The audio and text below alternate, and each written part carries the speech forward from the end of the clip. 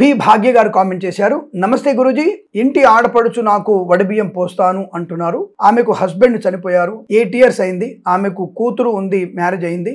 నేను వడిబియ్యం తీసుకోవచ్చా? నాకు అమ్మ నాన్న లేరు, ప్లీజ్ చెప్పండి గురూజీ. అంటే ఒకటి, మరి ఆచార ప్రకారంగా భర్త లేని వారు, భార్య లేని వారు, ఒంటి భర్త కూడా, అంటే భార్య లేని భర్త, భర్త లేని భార్య, ఇద్దరు ఒకటే. మరి వాళ్ళు ఒంటరిగా మరి వడిబియ్యం పోయేదమ్మా? వడిబియ్యం సుమంగళిగా ఉన్న వాళ్ళే పోస్తారు. మరి పెద్దవాళ్ళు ఆ విషయం గమనించుకోండి.